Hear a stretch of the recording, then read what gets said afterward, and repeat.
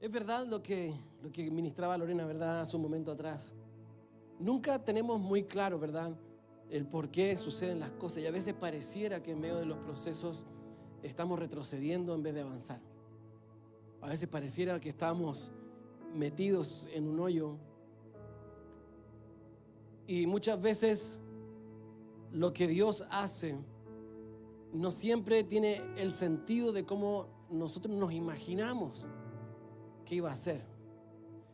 Había un muchacho que la Escritura nos habla, ¿verdad?, que se llamaba José.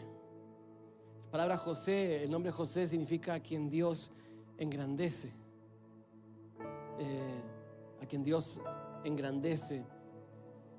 Y José tenía este llamado del Señor de ser alguien grande.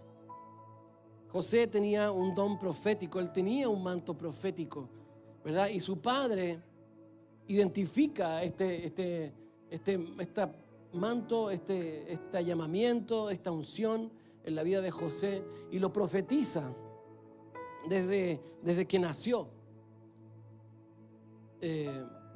José es hijo de Raquel, ¿verdad?, la esposa amada de Jacob, gracias. Y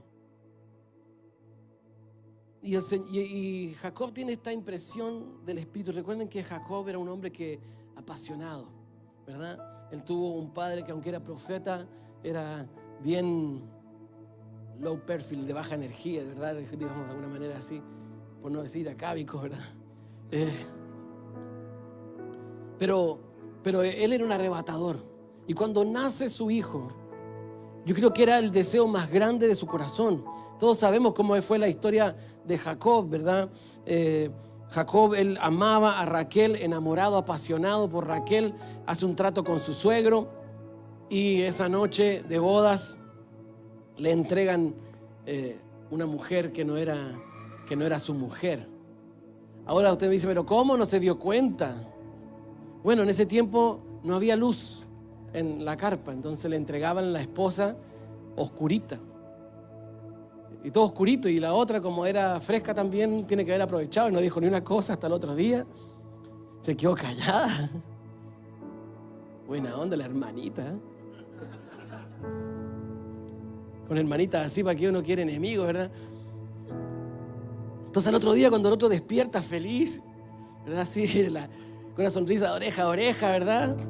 Mira para el lado y ¿qué es esto? Imagínate, entonces él sale, me imagino así, enojado, a hablar con el suegro. ¿Qué hiciste? Me engañaste, ¿verdad? Yo trabajé 7 años por ella, no por la otra, ¿verdad? No por Lea, ¿verdad? Y bueno, le dice, le inventa un chamullo. Le dice, lo que pasa es que aquí nuestra costumbre es que no se puede casar la menor si no se casa la mayor, así que pasen estos días de la boda y espera un poquito y te entrego la otra. Pero vas a tener que trabajar 7 años más por ella. Pero no importa, Jacob lo hizo. Era un apasionado, enamorado y profeta. Él era un profeta. Así que siempre que digan, Jacob era un estafador, no, él era un profeta. Él era un profeta que peleó toda la vida por su bendición. Es más, dice el Salmo 47, dice, tal es la generación de los que le buscan, de los que buscan su rostro como Jacob. No dice Dios de Jacob, dice como Jacob, dice el original hebreo. Y cómo buscaba Dios su bendición, la peleaba hasta con los ángeles, hermano.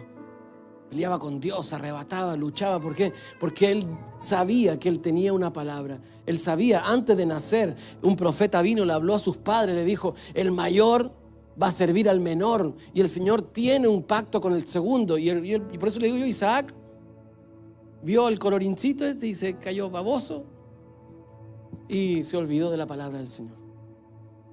Cuídense de no olvidarse de la palabra del Señor, porque si te olvidas de la palabra del Señor te quedas ciego.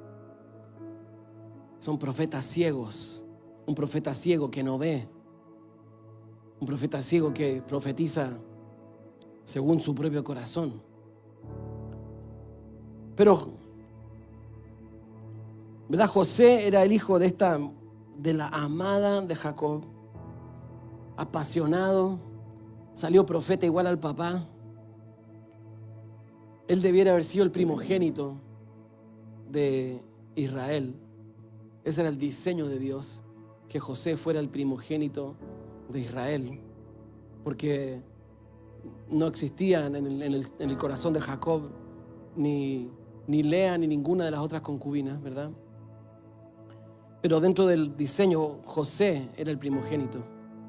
Tenía una túnica de primogénito y eso causó envidia y desprecio. Sus hermanos también no supieron ver ni honrar lo que el Señor había hablado a través de José. José se levanta un día y dice: tuve unos sueños, y comienza a relatar sus sueños. Dice que él veía que él estaba de pie y que la luna, el sol y las estrellas se le inclinaban a él. Después tuvo otro sueño, dice que estaban en el campo recogiendo gavillas, y dice que de repente su gavilla se ponía en pie y estaba recta, y todas las otras gavillas, las 12 otras gavillas, se postraban delante de su gavilla. Y claro, sus hermanos le tuvieron envidia y dijeron: este quiere tener supremacía sobre nosotros. No entendieron, no entiende que no tiene nada que ver. Este no es el primogénito. Pero él se levanta y nunca deja de confiar en esta palabra del Señor. Tuvo una vida difícil, envidiado por sus hermanos, despreciado, vendido, traicionado. A estas alturas de mi vida yo creo que la traición es parte del equipamiento básico de un siervo del Señor. De alguna manera, no sé, hay ciertas asignaciones que necesitas pasar por el valle del quebrantamiento, y a veces yo creo que no hay algo más doloroso que la traición,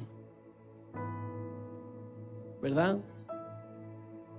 ¿O hay alguien que hay algo que sea más doloroso que eso? No lo sé. Porque la traición tiene que ver con que aquel de quien no esperabas algo malo te vino de ahí.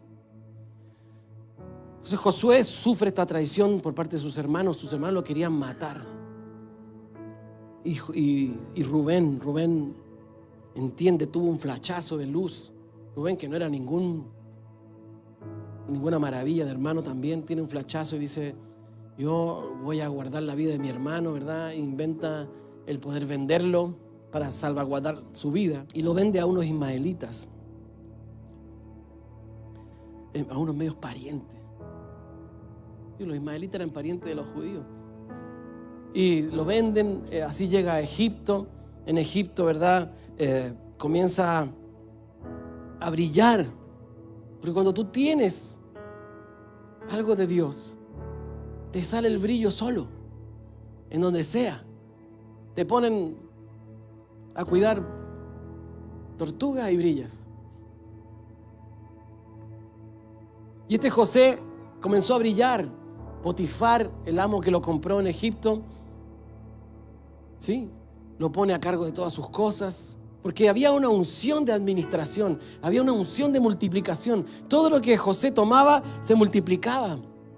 Hasta en la cárcel, lo meten en la cárcel. La esposa de Potifar, ¿verdad?, medio se enamora de José, lo quiere seducir. El hombre se mantiene íntegro, ¿verdad? Y finalmente ella, por despecho, lo acusa y lo mete a la cárcel. Su amo pasó allí muchos años, no me recuerdo si son 17 años o algo así. Tuvo muchos años en la cárcel. Luego, allí en la cárcel, el Señor, su don profético no se apagaba, su don administrativo estaba ahí. Entonces, una de las gracias de José es esta: el profeta, pero un profeta que administra. No siempre los profetas son gente disparada, hay profetas en la administración. Así que diga: yo soy, los que tienen este llamamiento, diga: yo soy profeta en la administración de recursos. ¿Sabe por qué? Porque un profeta en una administración de recursos no vive por lo que el arqueo dice, no dice por lo que la suma. Un profeta En la administración de recursos sabe que 2 más 2 no son 4. Y sabe de que siempre va a haber. Por eso es que celebramos hoy día la victoria del Señor, a pesar de que puede ser que no tengamos hoy los recursos, pero van a llegar. Y vamos a comenzar, escúchenme bien, esto es un principio de Casa de Luz. Vamos a comenzar el discipularte sin deudas. Amén. Aplauda, y agárrese usted.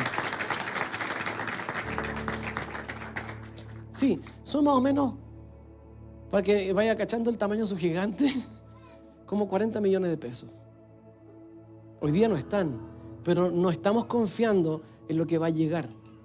De discipularte, me refiero, de entrada. Porque mucha gente, ¿qué sucede? Yo he ido a muchos eventos toda mi vida, me han invitado a eventos. Entonces te dicen, hermano, venga por favor, sí. Y tú vas ahí, ministra, qué sé yo, y dice, al final se acerca alguien y dice, ¿sabe lo que pasa? Es que no vino la cantidad de gente que esperábamos. Entonces, bueno, le depositaremos un día una ofrenda de gratitud, pero usted entiende, ¿verdad? Sí, sí entiendo. Yo no lo hago por plata. Pero muchas veces esa ofrenda nunca llega. Y no estoy reclamando, porque yo sé que yo no dependo del Señor. O sea, perdón, yo no dependo de eso, yo dependo del Señor. No estaba entendiendo. Yo no dependo de los hombres, yo dependo del Señor. Y sé que si no viene por ahí, viene por otro lado. La salvación siempre viene, por eso yo le digo, siempre va a haber. Ese sticker. Siempre va a haber 13 años en la cárcel, imagínense, por algo que no cometió, por haber querido ser íntegro, estuvo encarcelado 13 años. Y ahí su don profético, su don administrativo siguió fluyendo. En la cárcel llegó a ser el brazo derecho de Potifar, del jefe de la cárcel, ¿verdad? Y ahí, aún en ese lugar, él seguía profetizando. Porque un profeta no es profeta solamente en los lugares donde hay plataformas grandes, invitaciones, y a decir así dice el Señor, así sea, esté en la mazmorra más oscura de tu vida. El don profético no está cautivo, el don profético no está encerrado, no está en la cárcel, sino que está fluyendo. Así que en el nombre de Jesús, un profeta no solamente profetiza cuando está contento. Una de las grandes crisis que tuvimos cuando nos cerramos Santa Rosa y nos fuimos a adorar al hospital es que le dijimos a los profetas, ya ahora profeticen aquí en el hospital. Y estaban ahí, todos tullidos. Porque aquí donde estamos todos sonrientes, es fácil decir, el Señor te va a levantar, el Señor te va... Pero cuando tú estás viendo a alguien ahí en medio del dolor, en medio de las circunstancias, no es fácil hablar por hablar. Entonces puedes estar en el dolor más profundo, en el fango más oscuro, y tu don debe seguir brillando. Porque una de las cosas que hace o debe portar todo ministro del Señor es esa capacidad de ser un buen administrador del don que Dios le dio. Amén.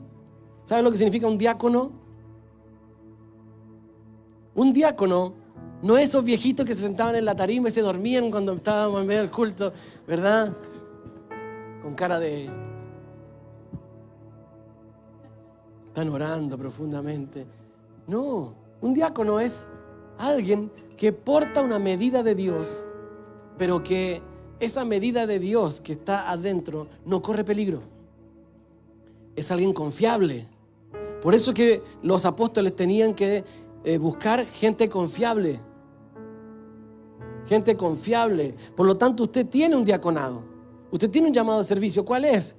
Que esa medida del Señor que está en ti no sea vulnerada, no sea menoscabada, a pesar de las circunstancias que estás viviendo.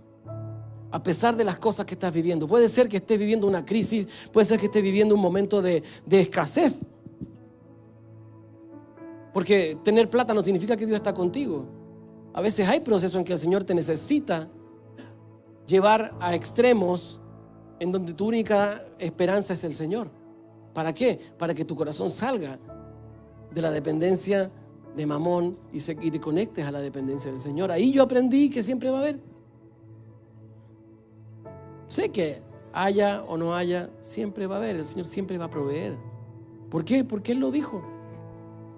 Y nuestra fe está en su palabra. Y si Él te dice, sube allá, porque allá te voy a proveer de cordero, allá el Señor lo va a dar. Amén. Entonces este José, viviendo todo este problema, estaba ahí en la cárcel 13 años. De repente, dos importantes exministros estaban ahí encarcelados y tienen un sueño cada uno, y estaban acongojados los dos. Entonces José se levanta esa mañana, venía, me imagino, de los quehaceres de la cárcel, quizás qué cosas hacía José en la cárcel, pero los ve acongojados y dice, ¿por qué su rostro está así, de esa manera? Le cuentan, cada uno de ellos había tenido un sueño, y viene el espíritu profético a José y le profetiza y le dice, tu sueño significa esto y esto y esto y esto. A uno le dice, el faraón va a revisar tu caso y vas a ser devuelto al lugar donde fuiste destituido. Se van a dar cuenta que fueron injustos contigo y serás restituido en tu lugar. Y él le dice, cuando estés con el faraón, acuérdate de mí, que yo también estoy injustamente encarcelado. Y al otro le dice, el faraón va a revisar tu caso y te vas a dar cuenta de que no eres inocente y te van a colgar de un palo, dice, y las aves comerán tu carne. Y así se cumplió, tal cual como él lo profetizó. Pero este copero, ¿verdad?, se olvidó de José, y él permaneció algunos años más en la cárcel. Pero dice que una noche el faraón tiene un sueño muy contrariado, muy angustiado. Él llama a todos sus adivinos y magos para que le interpretaran el sueño. Y dice que ninguno de ellos pudo tener una interpretación de lo que estaba viendo. Hasta que en ese momento ahí se acuerda el copero de que había uno en la cárcel que había interpretado los sueños de manera profética del Señor.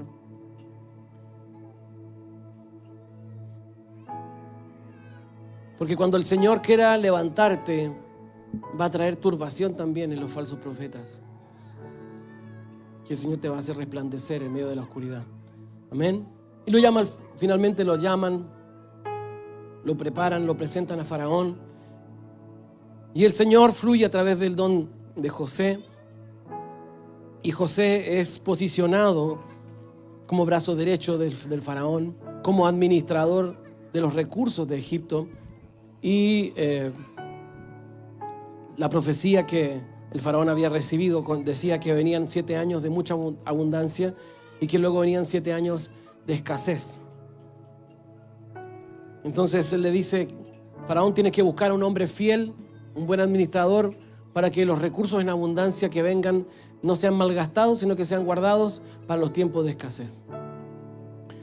El faraón no encuentra a nadie más digno de este rol, que le asigna a José esta tarea, y pasa de ser de un simple reo a ser el padre de Faraón. Dice que era como un padre para Faraón.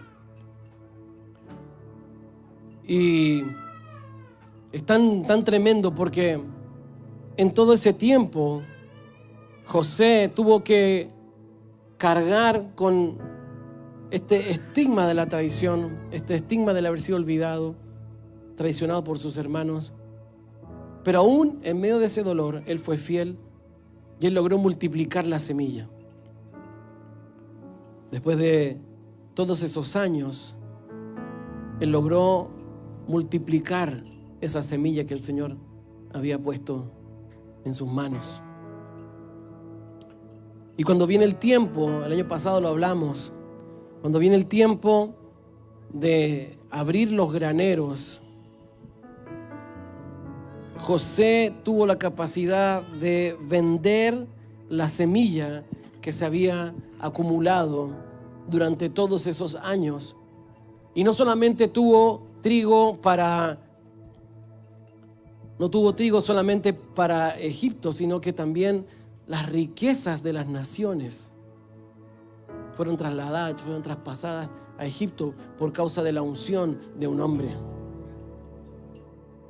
Las riquezas de las naciones fueron trasladadas de los injustos a la administración del justo por causa de la fidelidad en el llamamiento. En ese momento, lo hemos hablado antes, aparecen los hermanos de José. Los hermanos de José, esos que lo habían traicionado, que lo habían vendido, que lo habían envidiado. Y llegan a Egipto a comprar grano para sobrevivir. Y yo creo que hasta ese momento,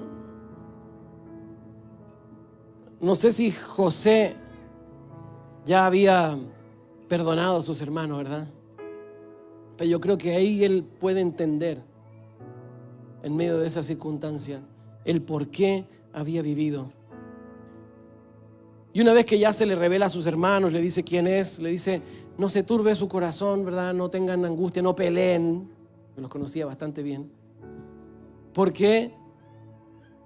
Porque el Señor me trajo aquí para esto. El Señor me trajo aquí para esto, para salvarles.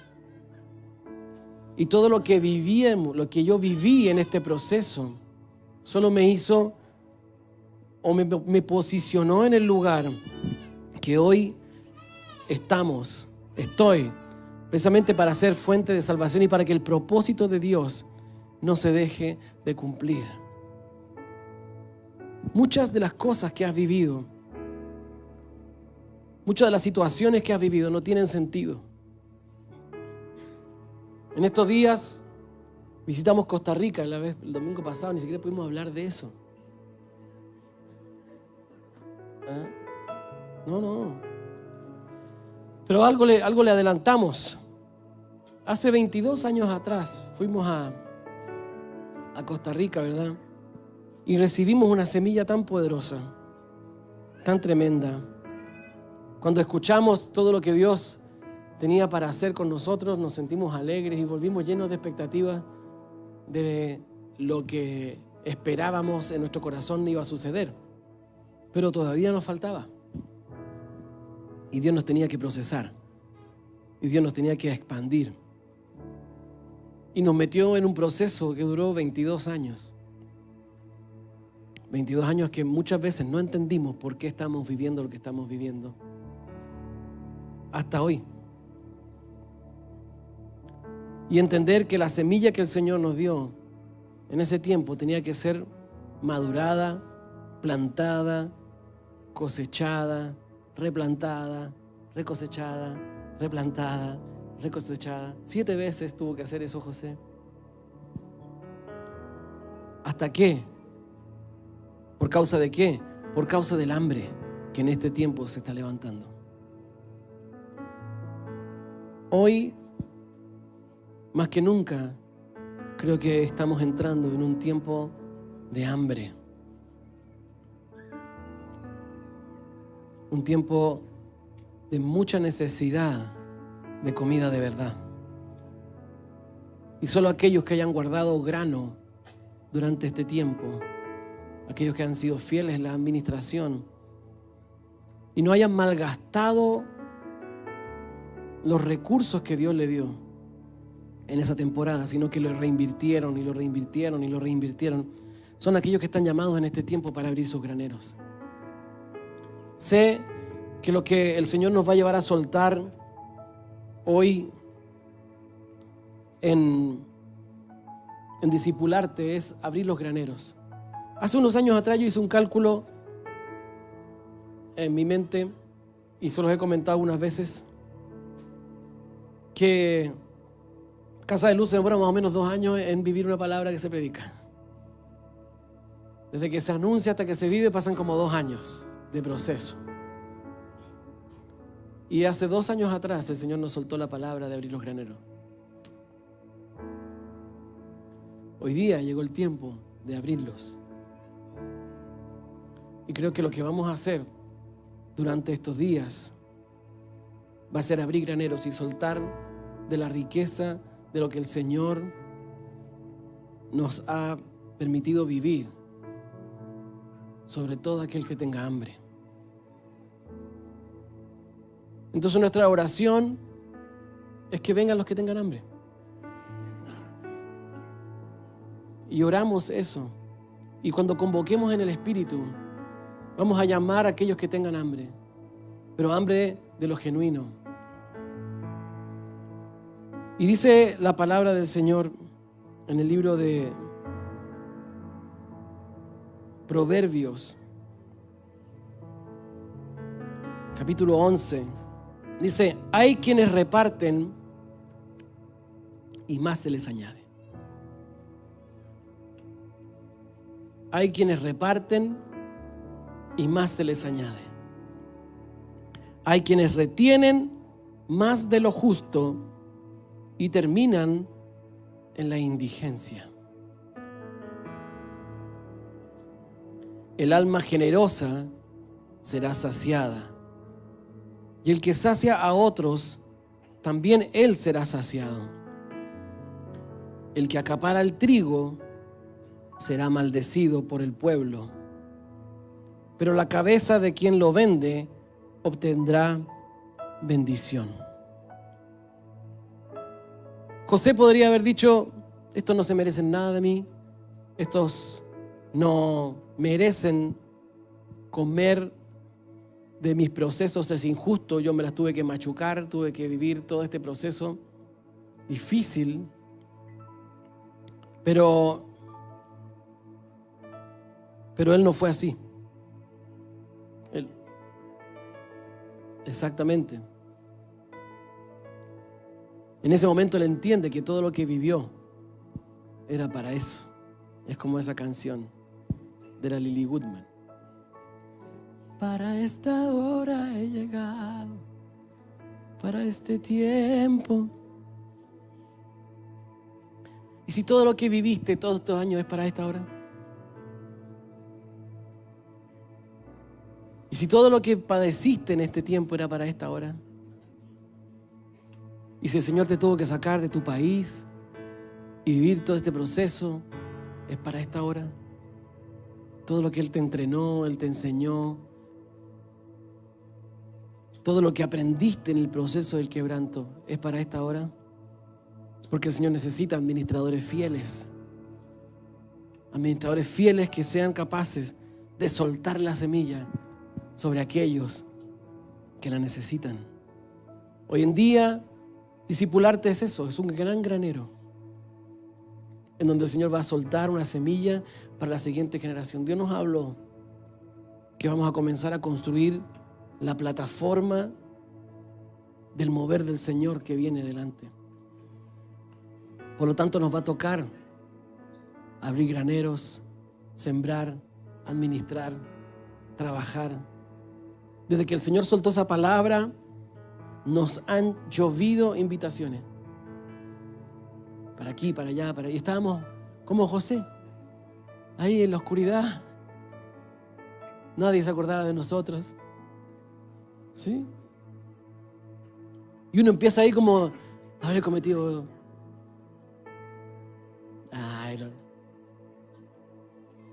Pero sí, por supuesto, de granero. El granero cerradito, así, candadito cerradito.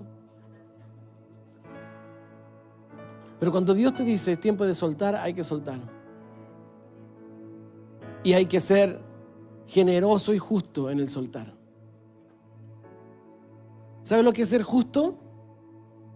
Así como Dios ha sido contigo, tú sé con otros. Eso es ser justo. Justo no es, tú te portaste mal, te doy poquito. Eso no es ser justo. Eso es tener justicia propia.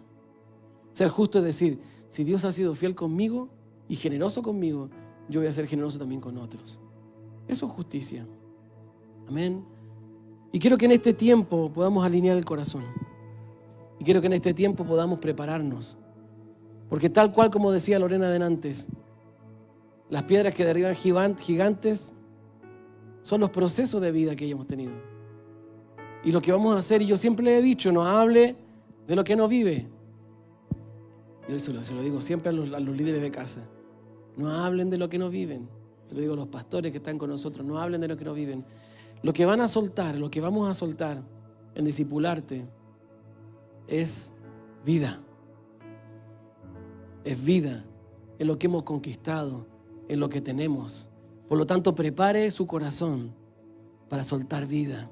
Prepare su corazón para soltar una voz. Prepare su corazón para que el que llegue allí se vaya impactado, se vaya lleno de semillas, se vaya lleno de grano y tengan para comer, y tengan para alimentarse, y tengan para saciar a sus hijos, porque por eso el Señor nos metió en este proceso de procesar la semilla, porque en este tiempo tiene que ser soltada una voz que va a traer una fructificación en la siguiente generación de esta nación y de las naciones.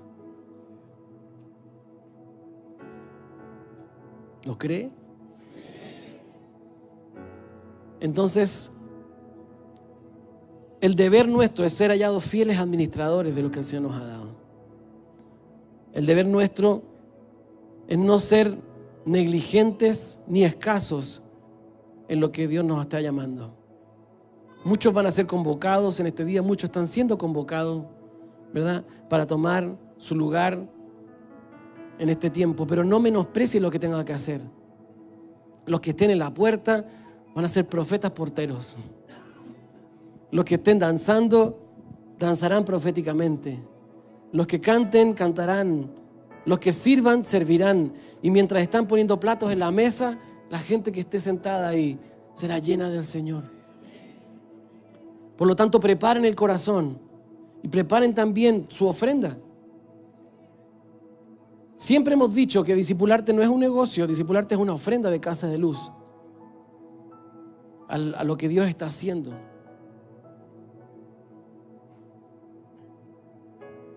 Por lo tanto, amados hermanos,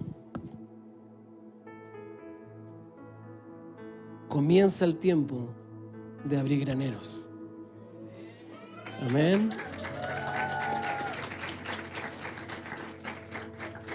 Comienza un tiempo de vender semilla. Y en estos días alguien nos hablaba, el viernes tuvimos una reunión y nos decía, en este tiempo vas a comer discipularte, vas a dormir discipularte, vas a conversar discipularte. De la misma manera usted prepare no solamente el corazón, sino que su vida. Alíñense, comiencen a ver cómo lo vamos a hacer, cómo vamos a trabajar, en qué me voy a involucrar, cómo lo voy a hacer. Y no sean escasos,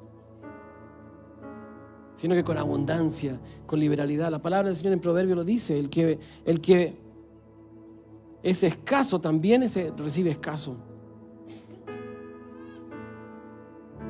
Hay quienes retienen más de lo justo y terminan en la indigencia.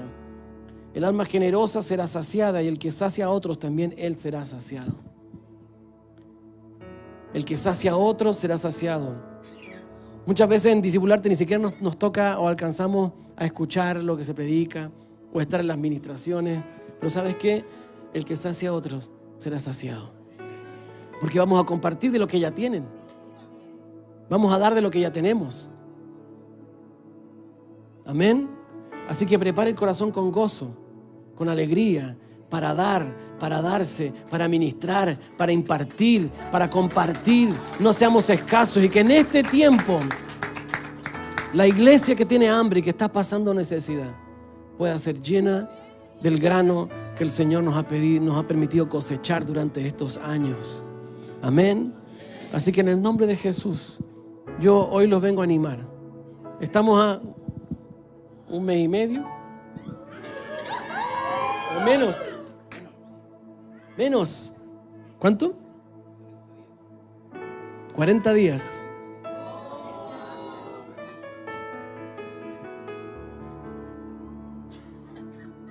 Sí, por supuesto. Para poder entrar con un corazón limpio, preparado, desintoxicado de cualquier mal pensamiento, con el espíritu bien afinado. Así que en el nombre de Jesús, hoy día nos ponemos de pie para entrar en este proceso del Señor de soltar semilla. Amén. De soltar semilla. De soltar semilla. De soltar semilla. De lo que tengo te doy. Para esto, para esta hora vivimos lo que vivimos. Para este tiempo padecimos lo que padecimos. Para este tiempo fue que el Señor nos hizo cavar pozos. Para este tiempo es que el Señor nos tiene preparado. Para este tiempo el Señor te trajo acá, a esta nación. Y en el nombre de Jesús, hoy día decimos, Señor, aquí estamos, listos para vender el grano, listos para soltar la semilla. Y en el nombre de Jesús, hoy día, Señor, nos ponemos delante de ti dispuestos y disponibles. Dispuestos y disponibles para servir a una generación en este tiempo, Señor, profético de Discipularte 2024. En el nombre de Jesús, el Señor va a comenzar a despertar gracias que ni siquiera se acordaban que tenían. Hay algunos que van a comenzar a recordar: yo sé hacer eso, yo sé hacer esto, yo sé hacer aquello, y van a comenzar a fluir. Algunos que tenían escondidos dones van a comenzar a florecer, porque para este tiempo el Señor te ha estado preparando.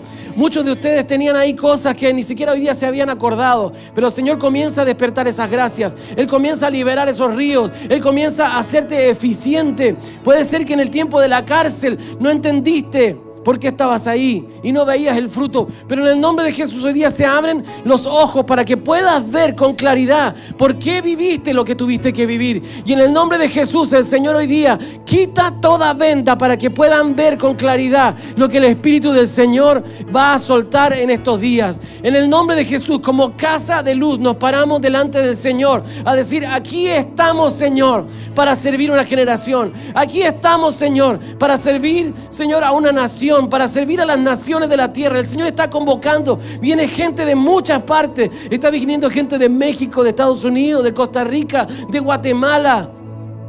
Se están siendo convocados para este tiempo, y el Señor tiene preparado ríos, granos, aguas, ambientes que van a ser soltados desde cada uno de ustedes. No sean escasos, no entienden ni miren como poca cosa lo que van a hacer, sino que en todo lo que hagan haya gracia, en todo lo que haya unción, en todo lo que hagan haya profecía, en todo lo que hagan haya consuelo. En el nombre de Jesús, muchos van a ser sanados, dones de sanidades van a ser desatados en medio de estos tiempos. En el nombre de Jesús, palabras de ciencia, palabras proféticas. En el nombre de Jesús, este es el tiempo de doblar el manto.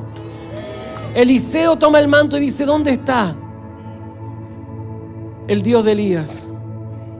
En el nombre de Jesús, preséntate delante del Señor hoy día y dile: Señor, aquí estoy, aquí estamos para servir a una generación, para soltar el grano, para compartir de lo que nos has dado, Señor. Y nadie de los que sea convocado volverá sin ser transformado. Nadie de los que sean convocados volverá sin recibir una palabra del Señor. Volverá sin grano y sin semilla. En el nombre de Jesús, nadie de los que vengan volverán sin grano y sin semillas. En el nombre de Jesús, el Señor. Comience a adorar al Señor. Levante su voz, levante sus manos al Señor.